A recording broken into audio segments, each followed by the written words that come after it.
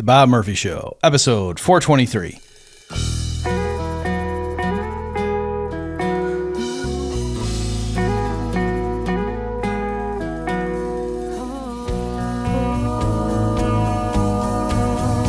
There's a tidal wave coming.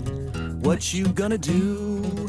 Get ready for another episode of The Bob Murphy Show, the podcast promoting free markets, free minds, and grateful souls.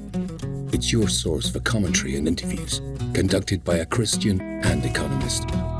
Now here's your host, Bob Murphy.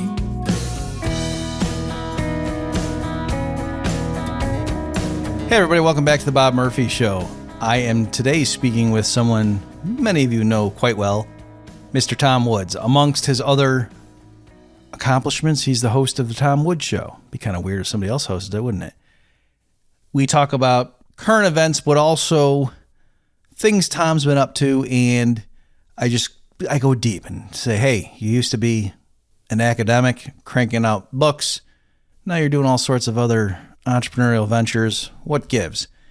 And then also we conclude with a history lesson, namely, is it true that the American right wing is supposed to be a bunch of tough guys devoted to militarism, and it's only those pansy left-wingers who want to give peace a chance? So we talk about that at the tail end of this episode. I think you'll enjoy it. It's always a fun time talking to Tom. Here we go, my conversation with Tom Woods. Well, Tom, welcome back to the Bob Murphy Show. Thank you very much, Bob. Glad to be here. I don't know how many times you've been on, but I do know, I see it every time I go to Dropbox to upload things. You were the first episode of this podcast. I don't know if you even remember that.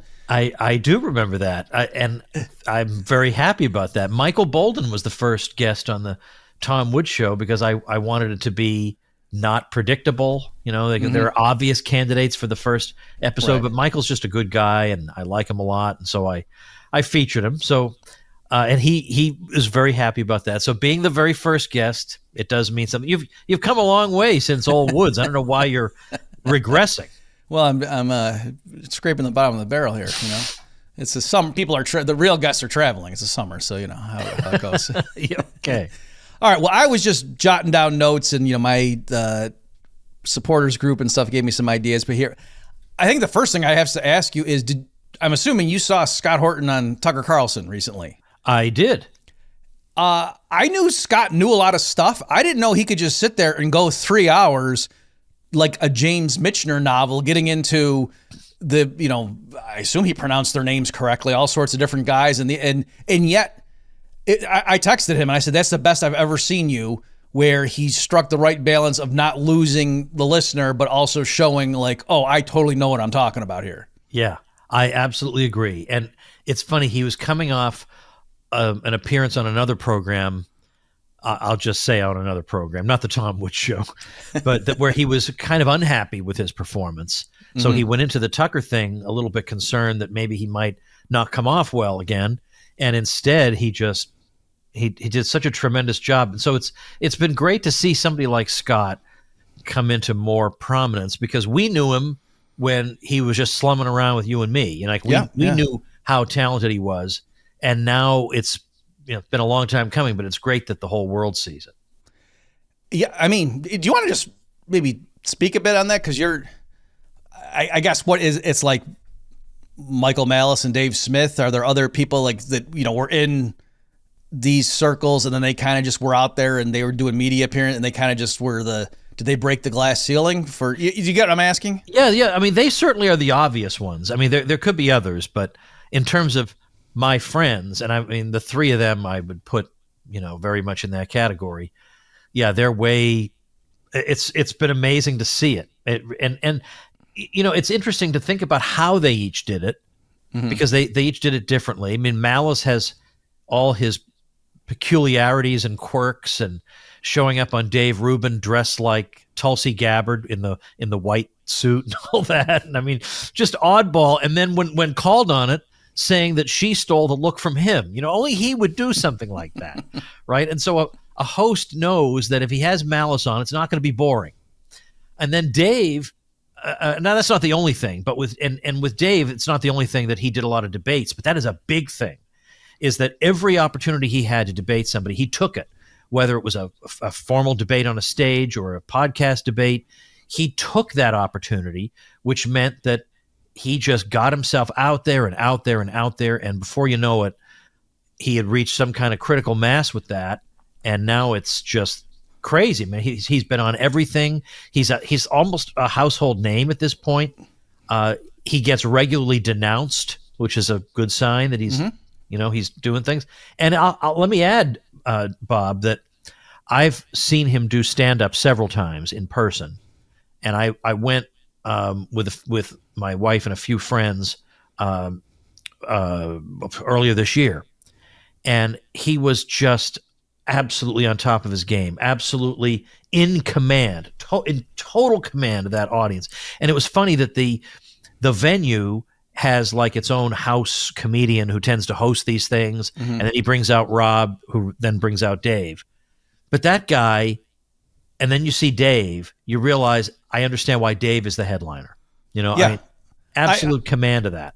I not to do a # me too, but or hashtag. I said #. Remember how we used to call it a #? I do. I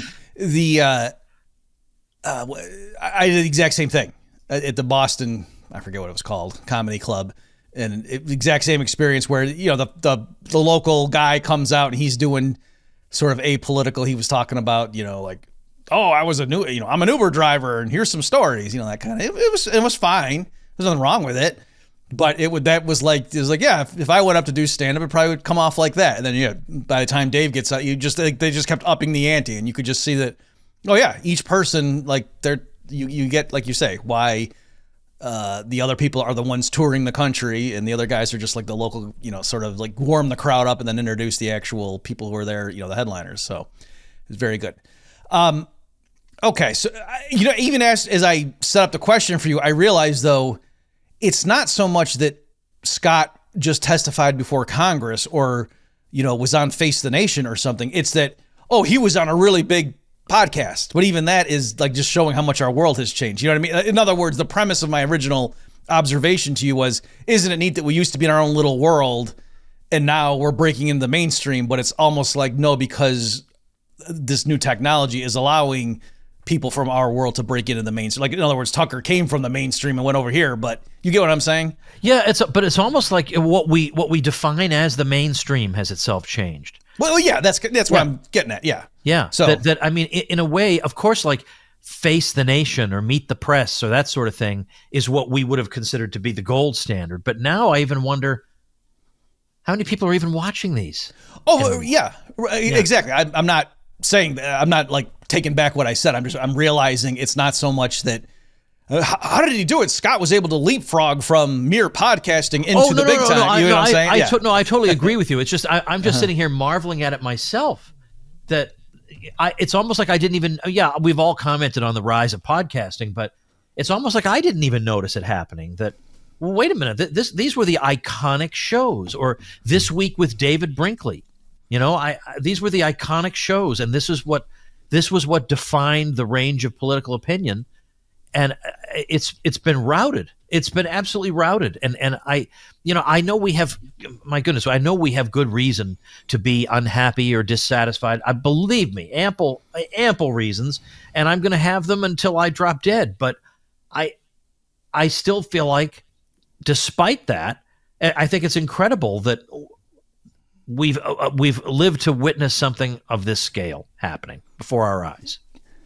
Okay, so. And this kind of sets up, I'm doing like a good news and bad news kind of thing. On the other hand, as we're recording this, the people are reacting to the latest on the whole Epstein thing, and that's on the heels of the, what happened with Iran. And obviously I know some of Trump's supporters were fine with that, but another segment weren't. But clearly a lot of his supporters were totally not on board with what's been going on with the Epstein stuff. And say what you will about it, but then the thing that is making the rounds that I was just looking at before we started recording here, Tom, were people's reactions to, Trump sort of intervening at the round table discussion. Well, I don't know if it's a round table, table discussion, and say you guys are still talking about Epstein. And what I thought was interesting, I don't know if you had a chance to see it, but Sagar and Jetty was on Tucker, yeah, and reacting. I don't know if that clip had made it yet, but was reacting just to, in general, how the Trump administration is clearly just saying, hey, nothing to see here, move on. And I forget the exact way he put it, but it was something like, because people are responding like, why don't they just come up with better lies, or why didn't they just like ignore it, or just say they were looking into it or something? Why are they like slapping us in the? And he said, because this isn't for us. This is a signal to the various powerful people that don't worry, you're fine, and that that kind of made it like Tucker was so like and enthralled by that he made him say it again. And anyway, I that was a good point too, because with a lot of this, the stuff you would say, like if you and I were the PR consultants or something and we were just being amoral and giving advice, we'd say, well, whatever you do, don't come out and act like, why do you guys even think this is a big deal? Like, that's not going to work. Right. So say, yeah, we're looking into it, or there's intelligent, whatever. Just, there's reasons, there's privacy issues, and some of the families have raised concern, whatever. Yeah. But don't, anyway, so how do you feel about all that? This is all instinct, because there are people who know, have pieced together details that I haven't. Mm-hmm. But what I do know is that there were a lot of people who were in a position to at least not be grossly mistaken, who said, we need to release this Epstein list. Mm-hmm. Like there were, like J.D. Vance, multiple times, like even within the past week, J.D. Vance, or I know that the Pam Bondi thing is, I wasn't talking about the list, I was talking about the files in general. She was asked specifically about the list. But but even there, I think going along with your point is, she didn't say, well, what do you mean list? I mean, there's a file. I'm not even sure there is a list. Right. You know what I mean? Like everyone knew what that meant, and they were certainly thinking it existed. Right. Right. And so you can come up, I wrote this in my email newsletter the other day, that there were numerous people, high up people, I believe Kash Patel himself possibly, who said, this thing has got to be made public. Donald Trump Jr. was very enthusiastic about this list being made public, and now there is no list. Like this, if this were, I hate always bringing up the double standard thing, but could you imagine, Bob, if this were a Democrat administration and Joe Biden said there's no list? Now, it's true that, as you say, there are plenty of Trump people who are deeply unhappy about this, but it would be way worse than deeply unhappy. Oh, I mean, I can't even imagine. Yeah, can't even imagine. So, but there are some Trump, like pro-Trump influencers who are either trying to say, like Ben Shapiro is trying to say, well, I guess we got this wrong because they looked into it and I trust Dan Bongino, and so I guess we got this wrong. Or people just overpromised, or they were conspiracy theorizing or whatever. And then you have the people who they're too clever by half. They've always got some convoluted way in which a disaster is actually a good thing. So there was featured, it might have been on Alex Jones, but also some other outlets where was, well, maybe there really is an Epstein list, but Trump wants to use it for his own purposes to blackmail the deep state. And I mean, there's no evidence for this whatsoever. There's no reason to think it. Well, but Tom, what about the fact that the deep state's just been suffering loss after loss? Exactly. Yeah. How do you account for that other than he has the list? Okay. So, but I mean, so beyond just, us sort of like, what the heck? But I guess where I'm going with this is as you know, I came out a few years ago strongly in support of Texas independence. I try to avoid the S word. Yeah. And because I just thought, I can be all theoretical or whatever, but in terms of political action, okay, but Murphy, what do you want to do? Hey, sending people to Washington does not seem like it's going to work. And so with this thing, I kept my mouth shut not because I was all gung-ho about the possible Trump administration 2.0, but I didn't want to be like a party pooper or something. And certainly now I'm not going around saying, aha, you idiots who supported Trump, even though there are plenty of people we know that are doing just that. Like, oh, what did you think was going to happen? Okay, putting all that aside, but I guess I'm saying beyond just the particulars of, oh, wow, I can't believe Tulsi flipped. I can't believe Dan Bongino flipped. I can't believe J.D. Vance. I can't believe Trump himself. Beyond that, it's like, okay, if this coalition of people who on paper, if it didn't work this time, he's a billionaire outsider. Yeah. So my point is, when would it ever work? to say, why don't we, if we just could get the right people in, and they would know that, oh, we mean business here, and you better not, go back on your promises, or we're going to vote you. Like, We'll when hold is this you ever going to accountable. work? That's my favorite that they say. Oh, don't worry, we'll hold them accountable. How? What are you doing to hold them accountable? So I guess where I'm going to say, so Bob, was there a question there? What does this mean? Like, are you, thinking your daughters are going to grow up in a thing that, the country splits apart? I mean, I don't, anyway. Yeah, but I see the implicit question here, which I am very sympathetic to. I've thought exactly the same thing.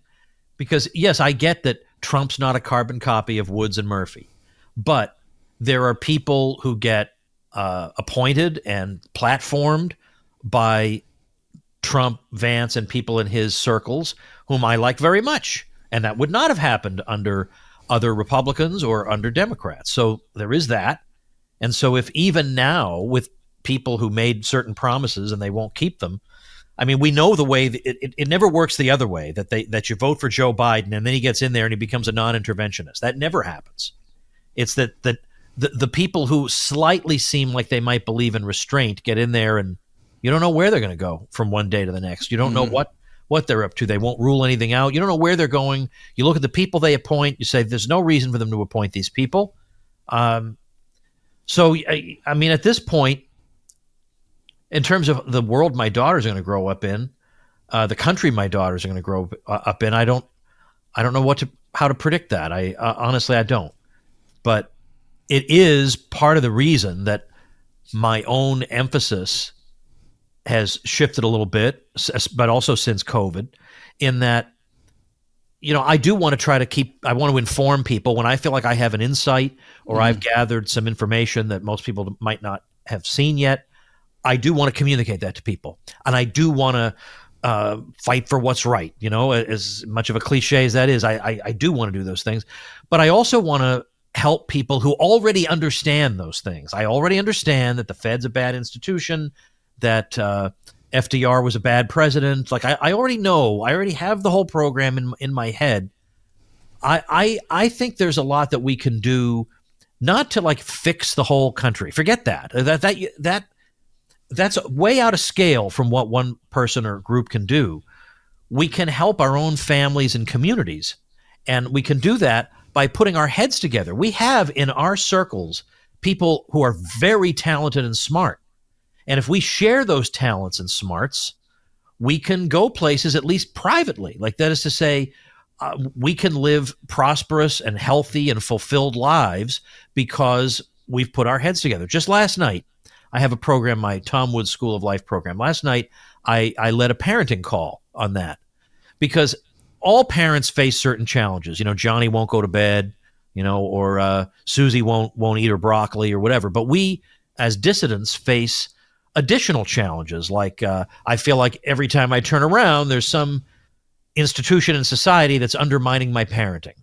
Or Johnny comes home and says, well, why don't we eat X or inject Y or vote for candidate Z the way my friend's family does? So we face so we had a roundtable conversation about these sorts of things. And I thought, now this is valuable. This doesn't have anything to do with electing a person to office, but it has to do with sharing smarts with each other. Like I have investors on there. Maybe Larry Lepard. He came on and gave a presentation to my people. He has a fund. I put some money in it. I checked the other day. I'm $180K up because I invested in Larry's fund that he presented to my community. So no, that doesn't affect the balance of power in the U.S. Senate at all. But it just made a bunch of my people a lot better off, in that way. So I in other words, I guess I've come to the conclusion that there's only so much I can do. Like I think when you're young and naive, you think, well, if I write enough articles, one of them will get into the right hands and things will change. I'd still like to believe that. So I still do those things. I'm still waiting for that article to roll things back. But in the meantime, I feel like I'm doing something that has actually real life consequences, maybe not for the whole country, but for my small circle. Okay. Yeah. And why don't we, I was going to ask you about that stuff. So why don't we just jump right into that topic? I was going to say, I remember years ago when you were starting to make the transition, because it's interesting. You were at one point in Austro-libertarian circles, one of the most credentialed people, with where you had gone to school and everything. And of course, you're a very polished speaker and whatnot, best-selling books. So, in other words, you had the academic credentials, but also, you were a popular writer and whatnot, successful. And then you started transitioning into doing, online ways to make money online. Let's just to put a broad category on it. And I remember I was talking to you and I said something along the lines of, that's cool. And I want you to do that, but I don't want you to lose, like you're so valuable over here with your historian hat. I don't know if you remember me saying that to you. Yeah, no, I do. And so I surprised myself when I wrote the book on COVID, Diary of a Psychosis, because I really thought, Bob, that I was all done. Because I don't know how you feel about writing books, but I find it exhausting. I find it absolutely exhausting. Now, not that it's not fulfilling, but geez, like the pace I was going at in the old days, like I was putting out one a year, sometimes more. It was like Beatles albums, like what? This cannot be sustained, and I didn't think I could do it, but so I am still kind of like out there. I mean, I feel like I still do more libertarian stuff than most people, like that. I have the 3 times a week show. I have the every single weekday newsletter. I did write the book. I've written all the ebooks. I mean, tomsfreebooks.com has a lot of free material. Right. So, but I got to let me give you an example of something that brings me satisfaction that I think is doing good in the world. So I have a mastermind that meets in person 3 times a year, and it's just cool people. They're all Bob Murphy fans. They're all good, smart, accomplished people. And we meet and we have the greatest time because we all get along so well. But we work. We work for a couple of days, and everybody sits on a hot seat and says, all right, well, here's the status of my business. Here are my goals. Here are my successes, challenges, obstacles. And then we just throw it open, and people are just throwing ideas and strategies at that person. We record it because you can't take notes fast enough to get it all down. And this makes a huge difference for these people, a huge difference. But yet we have a guy in there who is so wealthy and his business is so successful that it is very obvious he does not need this group. Now, we have done great wonders for him, and he's very happy about it. But at this point, he doesn't need the group. He's there, I think, I haven't asked him, but he's there because he just loves to help people. He's he has all the money he ever need. Well, is it George Soros? He might be spying on you. Yeah. Well, he has his own plane. He's some of our group have flown on his plane on a trip to Panama recently, but he's just a cool guy. Like you don't get to his position without acquiring some knowledge, and he just likes to share it. And so, like, I feel like that's a great thing that we're doing something like this. That it's social. There's great camaraderie, but also there are other masterminds in the world. It's true, but in mine, if you were to say something like, "I want my business to become profitable enough that my wife can stay home with the kids," no one's going to look at you funny. Like, wait a minute, do you think women should be in the... Like, you don't have to worry that you're going to say the wrong thing or whatever. You can be yourself and learn and prosper and succeed. And so that's a case of taking the knowledge that our people have that's just sitting there in their brains, but I'm trying to take it out and make it actionable in the world. Do something with it. So I've got the in-person mastermind. I have an online one. I opened up an author academy for people who want to write books. I have a lot of experience with that. And so I think these kind of things they make life not boring for me. Like I very much believe in all the things that I've written about and taught over the years, but I like occasionally creating a program for authors who, would like to, I'm going to show you how to conceptualize, write, edit, publish, and market that book because I know all about it because I've done it 13 times. I like doing that. And also things that I've had some success at, I like to teach people how to do it. I do very well just with an email newsletter. So I made a whole program teaching people this is exactly what I'm doing. And I'm not making it up because you see me in your inbox every day doing exactly this. Yeah. I noticed. I mean, I thought when I was 22 or something, I thought I was going to be a college professor for the rest of it. I just figured, I'm going to be writing books and peer-reviewed articles. And then soon into that, I was like, no, this is not at all what I thought it was going to be like. And that, and then I had some time where I was largely like in the think tank world.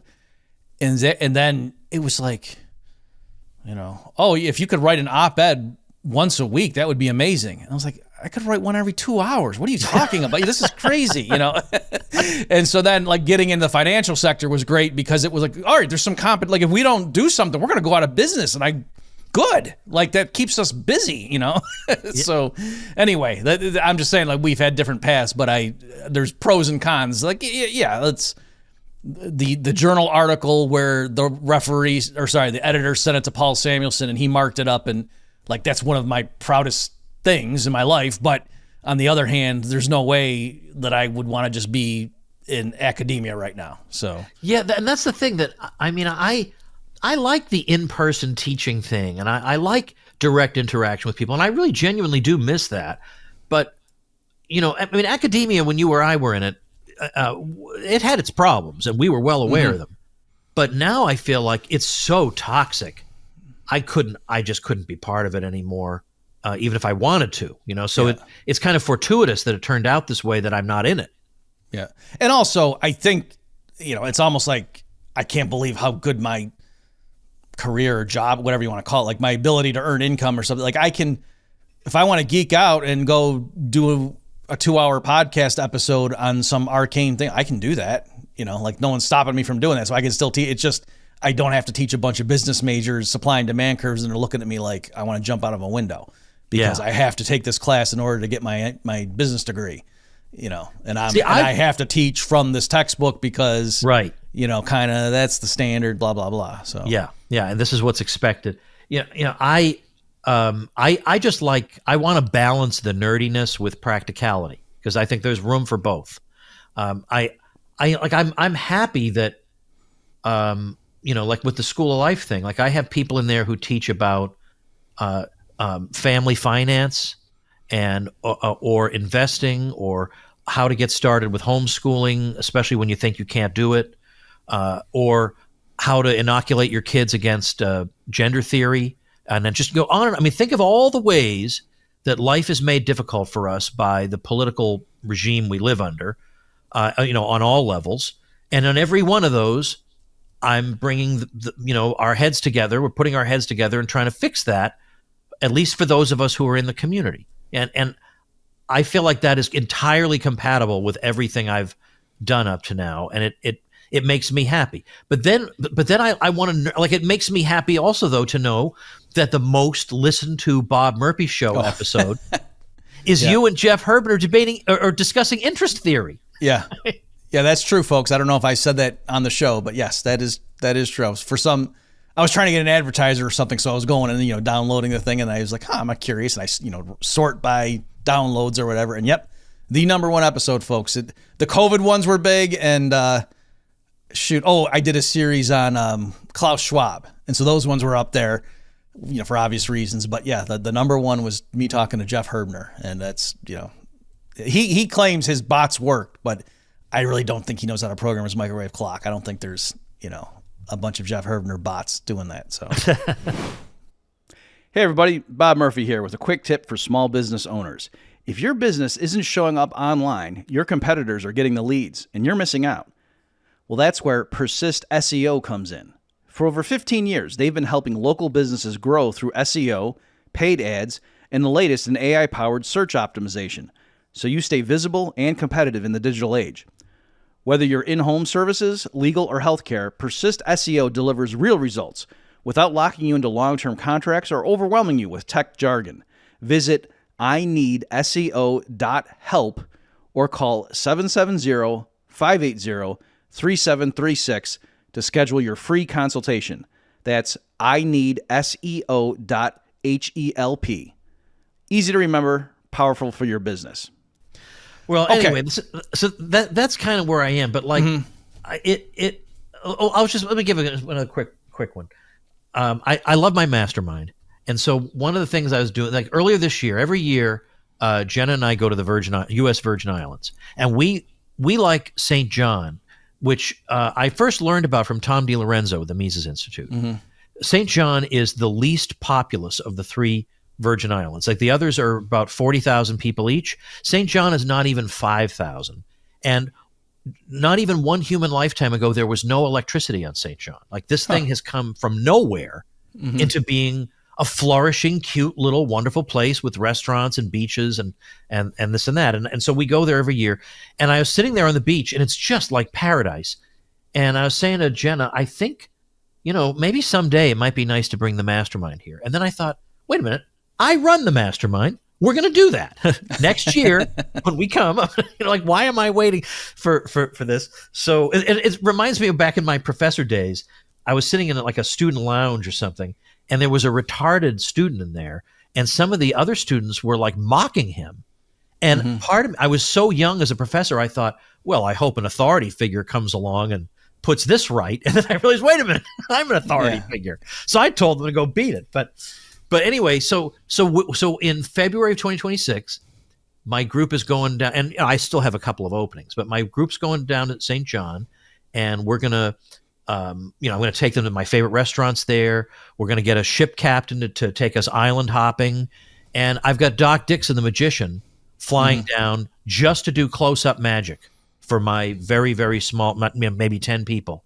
I'm flying him all the way down there to do that. I mean, that is a cool experience. Yeah. So there's a lot that to be said for, hey, I learned a lot in Tom's mastermind, or I earned an extra 6 figures this year because of Tom's mastermind. And those are all great, and I will never tire of hearing testimonials like that. But also, it's just like, this is a cool experience for like-minded people to just enjoy together and get away from the madness of things. And that's also, by the way, one of the great things about the cruise you and I used to do, Bob, was that, yeah, obviously some of that was political. We would talk about Krugman and we would talk about economics, but a lot of it was just people enjoying each other's company. We could put all this aside and pretend for a week like we lived in a normal world. Mm-hmm. Yeah. Yeah. Those were good times. Good times. I remember, do you remember one of the times you and I, it might have been the very first one we did. You and I met to just kind of get caught up on what was going on. And we both kind of agreed, I think this is the best thing we've ever done. I don't know if I said that, but I remember saying something like, I think this is working and we're doing what we said we were going to do. I remember saying something like that. I'm always like what could go wrong? Yeah. So, okay. So I am going to force you now, though, to be a historian, because you do have all that training and legacy. So there was a guy recently, and you saw it too. I didn't dig the thing back up, but he said, it was on Twitter/X. By the way, I thought I will be waterboarded before I start calling it X, and I can feel that 2 years from now I'm going to be calling it X. I know, I'm almost there, Bob. This is so stupid. Somebody observed, I don't know, within the last 6 months that, there's SpaceX, and I didn't realize that X was his thing. And then I was like, that makes more sense. I just thought he called it X for no reason. Huh. Yeah. I don't know. Still not quite enough. I'm not saying it's a slam dunk. I'm just saying, to me, I was like, okay. Well, I can sort of, yeah. No, I see what you're saying. All right. So anyway, and maybe to everyone else that was so obvious, but it's like, I think I was a teenager, Tom, when I said, it's like a giving of thanks. That's why they call it. To me, it was just Thanksgiving. That's how bad it was. I get what you mean. Yeah. Right. Okay. So anyway, and this guy said something along the lines of it was right when like people were mocking Dave for, I thought it was going to be World War III. It was right around that period. And some guy comes out and he's like, what the heck happened to the conservative movement? It's like now half of them are a bunch of whiny, anti-war leftists. Like what happened? In other words, like he was lamenting, back in my day, we all wanted to bomb the crap out of these towel heads. I'm putting words in his mouth. He wasn't being that much of a jerk about it, but that's clearly where he was coming from. Like Tucker Carlson, what the heck happened to that guy? He used to be a big supporter of the United States, and now he's sympathizing with every American enemy. What is going on with the right? So, do you remember what I'm talking about? Oh, I do. I responded to that tweet. Okay, yeah. So do you want to set us straight here, Tom? What's going on? All right. Well, I have a chapter in. I'll never earn another dollar in royalties on 33 questions about American history, so I'll plug that, even though it benefits me financially in no way. But in my book, by the way, it's also the worst book title in the history of mankind. 33 questions about American history you're not supposed to ask. Why didn't somebody stop me, Bob? Really? So there should have been an intervention. Yes. Anyway, well, there's a chapter in there on this exact question about because the implication here is that the anti-war cause is really the cause of the left. But no, and the thing is, you get hung up on defining what the left is, because there are people on the hard left who would say, well, yeah, I know Hillary Clinton is for war, but I'm not part of that. Right. I can sympathize with those people. But I would say that, I mean, like Mao Zedong did not think war was a terrible injustice that had to be avoided. I mean, I think he, like Napoleon, understood that war could have positively revolutionary consequences because of the upheaval that was involved in carrying it on. But I think people are getting this idea from the Vietnam War, because they saw, apparently left-wingers in the streets protesting it. Now, of course, when the military draft was taken away, the protests stopped, which I don't necessarily say that makes them bad people. I wouldn't have wanted to be dragged off into that conflict either. But it would be nice if their principles had gone a little bit beyond that. But really, I mean, it was the establishment left that got the country into that war. I mean, the initial interventions were, well, I guess the really initial ones would be back under Eisenhower. But still, JFK, who was like, I don't know, today we would consider him like a centrist of some kind, I guess. But LBJ, LBJ was the author of The War on Poverty and The Great Society. And, so it was those people who really pushed that. But even leaving Vietnam aside, the point is, if I go back to, let's say, the war of the Spanish-American War, progressives, were generally supported that because Spain was backward and, needed to be taught a lesson. World War I, overwhelming. Yes, I know Randolph Bourne said war is the health of the state, and I know Jane Addams was against it, but that's exactly it. That you can count on one hand the number of people on the left who were genuinely, in a principled way, against it. Overwhelmingly, they were not against it. The social gospel preachers were not against it. Richard Gamble, were you ever colleagues with Richard Gamble? No. Oh, okay, no, but he teaches at Hillsdale. You went to Hillsdale as a student. That's what I was thinking. But Richard Gamble had a book called The War for Righteousness about the social gospel clergy. And they basically acted like the American soldier was the crucified Christ. And I mean, it was the whole thing. The devil is the Germans, and it was all that. They were not peaceniks calling for non-intervention.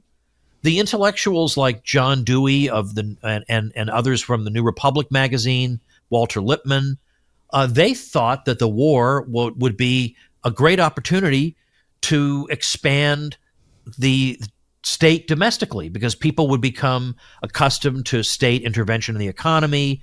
They would drift away from their old dumb superstitions about private property. I mean, this was the mainstream left opinion about this. And then I don't know if you know, Butler Schaefer had a good, I reviewed it a long time ago on that, saying all the people are like, hey, if we can mobilize the economy for the war effort, well, then why wouldn't we also mobilize and centralize all the industry for, social ends too? And so, like, again, this is World War I we're talking about, folks. Yeah, no, that is exactly right. That's exactly right. And by and large, like when we think about like the Korean War was overwhelmingly bipartisan. I mean, yeah, there was the hard left like I.F. Stone who was against it, and there was the right that was, in a feeble way kind of against it. But in general, that was very mainstream. The Arthur Schlesinger Jr. Democrats were like vital center people that were all in a kind of a social democratic center, and we we have a foreign policy that's more or less bipartisan. So this is not right, that and then I would also say Russell Kirk, who he wrote The Conservative Mind in 1953. It was a seminal work in the development of American conservatism. And he said that George H.W. Bush should be strung up on the White House lawn for war crimes. Oh, that sounds like something AOC would say. I mean, like, I can't even have this conversation with you. I mean, the idea of the conservative is that we are concerned with conserving what is immediate and finite and close to us. So the idea that I have an opinion on Ukraine, or, it reminds me of the great Bill Kaufman, who is unclassifiable ideologically, but who, at Ron Paul's rally for the Republic in 2008, gave the best speech of the day. And I will say, tooting my own horn, that Dr. Paul said to me, I want to have a really solid anti-war speaker. Whom do you recommend? And I said, Bill Kaufman, which is a name no one else was going to recommend. But thank goodness that name jumped into my head, because he did such a fantastic job. And he basically said, you can't care about Baghdad and your own backyard. John McCain chooses Baghdad. We take our stand in our backyards, on our front porches, in rock and roll clubs and volunteer fire departments. And he goes on and on and on about all these little, beautiful little things in this wonderful country of mine that is a different country from the America on TV, with the sloganeering presidents and the bombs dropping. There's another quieter America, and I belong to that. And I think that's where the conservative truly belongs. So I noticed through all that, you skipped over the 30s and World War II. And then, so what's interesting is there was this other guy, Josh Hammer, that Dave Smith debated once. And then I think I don't know if he already did it or it's imminent. He's going to debate him again. And that guy was coming out swinging, and he was denouncing the isolationist branch of America First. And I don't want to put words in his mouth, but he tiptoed up to almost saying they're desecrating that, or they're perverting that phrase or something, And then I know Ben Shapiro, when the Iran strikes were happening, was aghast at the idea that America First might mean non-intervention in foreign policy. It's like, when we, demanded unconditional surrender from Japan, was that not America First? It was like, no, it clearly wasn't. What are you talking about? Yeah. So, right. I mean, like that's like someone saying, saying the New Deal means the gold standards. I can't even come up with an analogy of how nutty that is. Yeah. No, well, I skipped over because I thought, I think it's obvious the progressives were in favor of fighting the Nazis, so like they didn't have to be coerced into being brought on board. Although you could find people, who had left-wing sympathies in the America First Committee. There's no doubt about that, right and left-wing. But you mentioned Ben Shapiro. When Ben Shapiro was not initially a Trump supporter. He was anti-Trump. Right. And one of the things he said was that America First is an anti-Semitic slogan. So now he's going to come along and tell us exactly what it means. I thought you didn't like it. Right. Oh, to be clear, I'm not saying, wait a minute, where was the left in the 30s? What I meant, though, is this idea that if you're a right-wing person, you're definitely a hawk and you want to bomb everybody. I'm saying, no, that's not exactly historically that a lot of it. Anyway, can you just, so I mean, America First, where that came from, and they were saying in the 30s, like, we do not want to go another one of these crazy European bloodbaths, like America First. Yes, that was exactly the position. And then the thought, and Truman later wrote a book about this that's highly valuable, about what exactly happened in that war. But the idea was, especially after there was open hostility between the Soviet Union and Germany. I mean, well, let them go at it then. The totalitarian behemoths, let them do that. But this, so this is and you say this, and it's like, and I have friends, like dear friends, who say, well, this is a case of a war that just had to be fought out. Like Paul Gottfried holds that view. This one just had to be done.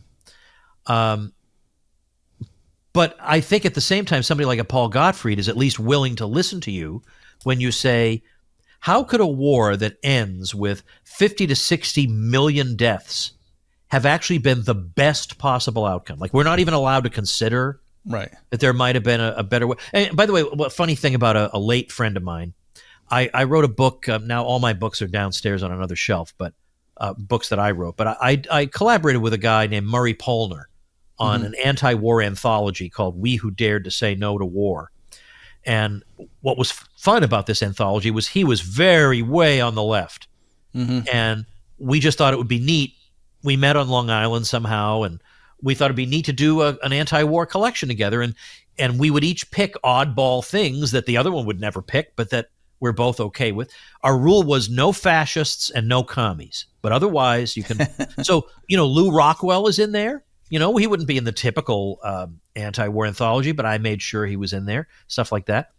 Well, anyway, I got this email one day from Murray saying, now look, Tom, we do have some differences between us, and I think maybe in the cases of the Civil War and World War II, I can make a good case for the need for violence in those situations. So we may want to introduce an editorial note that there is some difference between us on these matters. And I said, Murray, I'm happy to do whatever makes you comfortable on this. And then a little while later, he was a fan of General Lee. Yeah. A little while later, I got a voicemail on my phone, and it was Murray. And he said, you know what, Tom, to hell with all the damn wars. And he hung up. So he didn't want to make the change after all. Yeah. But just to be clear, though, I'm not even saying like, oh, so if you consider yourself on the right, then it has to be that you would want the U.S. to sail World War II. My point is simply, it's not like a test of your manhood or something. Like, if you're a tough guy, then, if you have a lot of testosterone, then of course you want to go bomb people. Like in other words, you could be, it's not just like, oh, you could be on the right and like vanilla ice cream or chocolate. No, it's that for some people, because they're on the right and they have those principles, and, it's not like the founding fathers, that this was alien to them, the idea that the U.S. shouldn't be getting involved in European wars. So anyway, I'm just saying, like, what I'm reacting to is not that this guy that we're talking about here was for the U.S. sending cruise missiles or sending bombers to Iran. That's not my point. It's that he couldn't understand how could someone on the right even be arguing that we shouldn't be helping Israel in this matter. Like, that's what was shocking to me, like the historical ignorance on his part. Yeah, the guy would be scandalized by everybody and everything, pretty much. So maybe the last one I just have for you here is, I think you had it in your newsletter recently that Oren McIntyre was talking about the public intellectual, and all that, and it dovetailed. I was going to just say, besides everything else that's annoying me about the current situation, is that when I was younger, and you watch Crossfire, it was like Pat Buchanan and Michael Kinsley going at it, and they would have, obviously I sided with Buchanan on most stuff except for like NAFTA or whatever, and even now I would be way more sympathetic to him than I was at the time.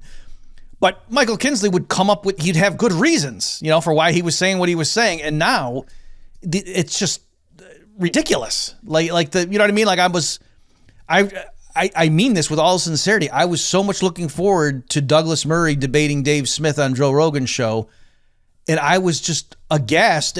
I told people it was like when Tyson and Holyfield fought when I was younger, obviously, and I got the pay-per-view. My friends all came over, and then when Tyson just starts biting his ear, I was so mad at him. Like, what are you doing? You ruined our night, and that's right. I know we've anticipated this for so long, and the reason it's not people think, oh, it's because you wanted Dave to. Because I had heard all of Dave's talking points and he was just, buzzsawing people.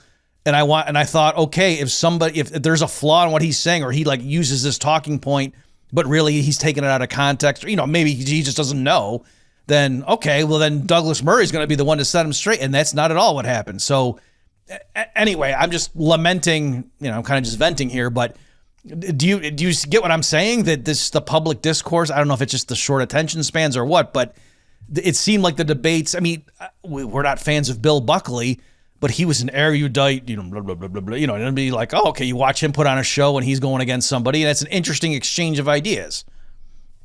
Right. Yeah, I mean, his firing line debates, so he had a TV show called Firing Line on PBS, and it was a half-hour weekly show, but then every once in a while he would do a 2-hour 3-on-3 debate. And it would, and he would match it up really well. So it'd be him against each team would have in effect a Bill Buckley kind of person. Mm-hmm. Then maybe a professor, an academic on each side, or a journalist on each side, and then a Hollywood actor. So he would have like Dennis Weaver against Charlton Heston, but they would be debating as a team. And these were great. And I remember recommending to Austin Peterson that Judge Napolitano with his Freedom Watch show should bring that back, because there's no TV like that anymore. And nobody does anything like that anymore. That would be fantastic. You bring the most bloodthirsty neocons and then the best non-interventionists, and you have them in a structured debate. Who in his right mind wouldn't watch that? But that's not what we have. You're right. That is not what we have these days, unfortunately. Yeah. So I guess what's the last thing? Why is that? I mean, it's the kind of thing. Well, gee, if the market's not providing it, what's going on? I mean, I know Zero Hedge. They have a debate series that they're doing, and I've done that's true. Zero Hedge is good. Yeah, that's true. So I mean, I guess is that just the thing? Well, yep. If the people want, but I guess partly I'm wondering, is it that the people don't want that, or this last one, and then I'll let you go, Tom.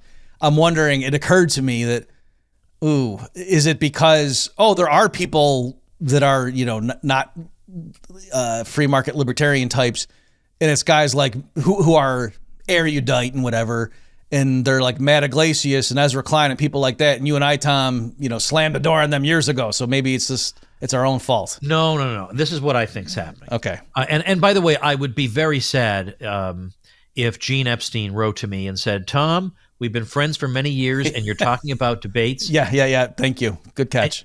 And you didn't even mention the Soho Forum, so I will mention thesohoforum.org. Yeah, thank you. Good catch. I would have sat up tonight at 2:00 in the morning. I can't believe we didn't say that. I know. We would have both gotten the email. We would have deserved it. But the Soho Forum, thesohoforum.org, is a place where in-person debates take place. You've done one of them, Bob. I tried to do one, but the debate opponent didn't show up. That just shows how intimidating you are. That's why.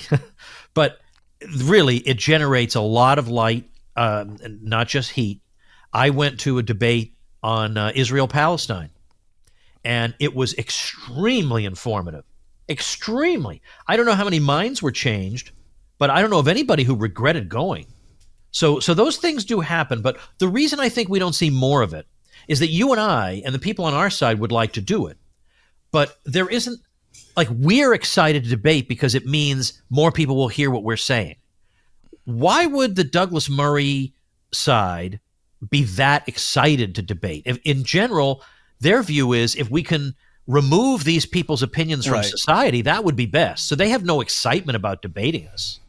Okay, yeah. To them, it's like, why would I platform this person with the wrong view? Yeah. Gotcha. Okay. Whereas when we are the degenerate needing to be platformed, we favor it, Right. I got it. Okay, fair enough. Okay, well, thank you, Tom. Where should people go? What's your latest thing you want to point people to? Well, for the Bob Murphy audience, a lot of them are going to already have my history courses. I could give 2 of them away. Woodshistory.com. I have 2 U.S. history courses that you can get for free.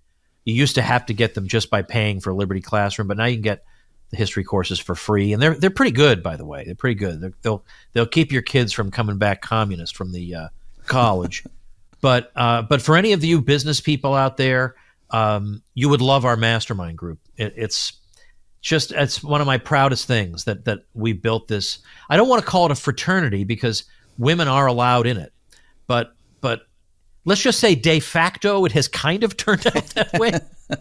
Not entirely, but for the most part. But it's a wonderful group of people. We do really we have great experiences together. We learn a lot together.